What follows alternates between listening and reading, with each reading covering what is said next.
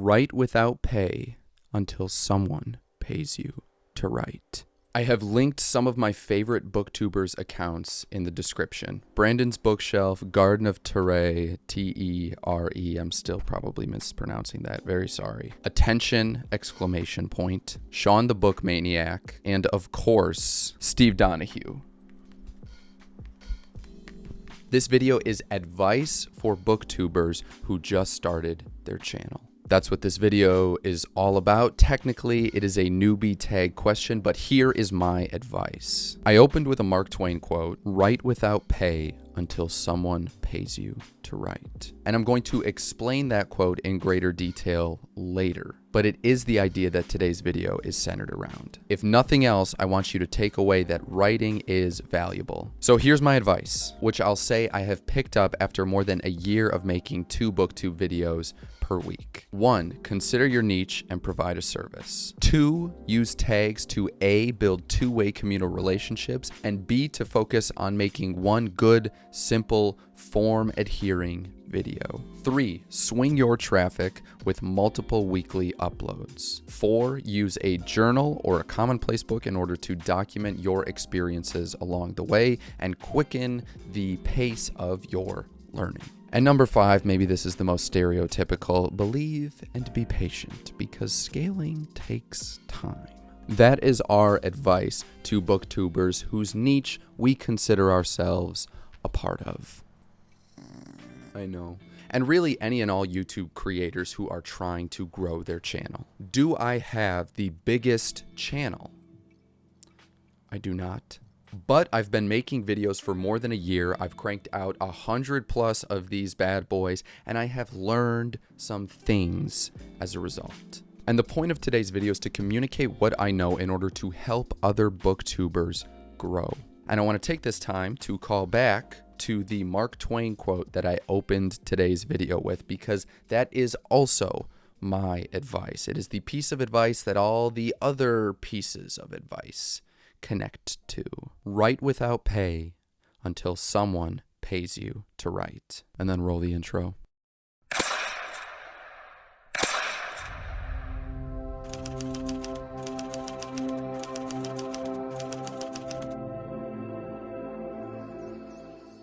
I'm going to revisit the 5 pieces of advice I have. But first, I'm going to say more about the Mark Twain quote. If you write long enough, eventually someone will pay you to write. And it's crucially important that you understand that. Now, I'm imagining that you write scripts for your YouTube videos, and maybe you do, maybe you don't. I think you should. Writing is good. Writing will help you. Writing spills over and it touches every part of our lives. One way or another, if you write long enough, if you practice writing for long enough, eventually someone will pay you to write in one way or another. It might not look exactly like you imagined it, but one way or another you will eventually be paid for your writing. Because writing is just a more sophisticated form of thinking. And this is something I used to tell my undergraduate students at Johns Hopkins. Becoming a better writer is synonymous with becoming a better thinker. Am I making sense? I hope so. Writing helps you use language better, and that is a fundamental skill. So there is a value to any kind of writing that you do.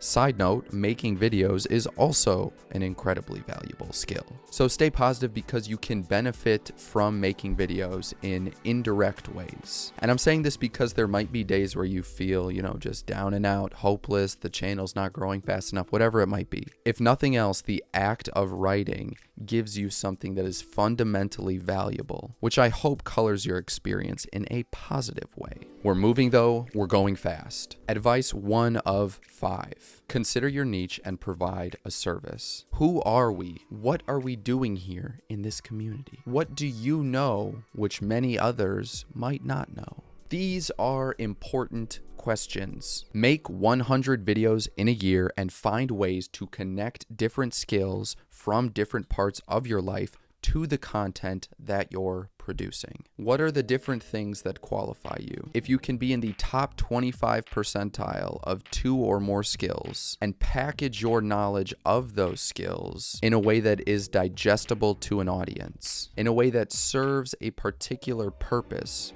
for an audience, you stand a better chance of growing said audience. I hope I'm making sense, but if not, leave me a comment because we have to keep moving. Number 2, use tags to A, build two-way communal relationships, and B, to focus on making one good, simple, form-adhering video. Form-adhering video means what do the videos in your niche tend to look like? There's a Picasso quote I want to mention now. Good artists copy, great artists steal. Copy the form, especially in the beginning. Eventually, your channel gets big enough you can deviate from the standard form, but in the beginning, I recommend adhering to the form. But I'll say a little bit more. So A, find creators you like in your community. Leave comments on their videos. Be supportive. Build relationships with creators whose work you admire and enjoy. Figure out what the popular tags in your niche are. This is one way that you can find creators. It's also a way that you can create searchable content. Figure out what searchable content in your niche is. In the Booktube niche is, for example. In the description, you can find links to some of the most popular Booktube tags, which I hope will give people who might not be in this community an idea of what they can search. But if you are a booktuber, if you self-identify as a booktuber, you probably have heard of these tags. Moving on, advice number 3, swing your traffic with multiple weekly uploads. Post at least twice per week. Another one of my theories is that right now on YouTube, 2 videos per week is the production threshold most creators have to be at least in the beginning, in order to best facilitate monthly growth. In my experience, 2 uploads a week prevents serious dips in traffic. It allows traffic to more easily compound, if that makes sense. If it doesn't make sense, leave me a comment. I will try to clarify. If it does make sense, share your thoughts. I'm interested. To phrase it differently, I'll say that at this time, my experience has led me to believe that at least 2 videos per week is the minimum amount of posts you need in order for your weekly traffic to roll over. Produce more consistently. That's what I mean. Forget trying to create a perfect video. To call back to something I said before, once you've figured out what your niche is and you've figured out what the popular tags are, what the form looks like, just nail it. Produce consistently enough, often enough, so that the results, the traffic results of your videos can compound. I'm repeating myself. We're moving on to number 4. If you're still watching this video, thank you so much. I appreciate you so much. Number 4, use a journal or a commonplace book in order to document your experiences along the way and quicken the pace of your learning. I love commonplace books. I've made a bunch of videos about commonplace books. Here is a link to the playlist. I've also put a link in the description. You know who kept a commonplace book in order to help facilitate his learning?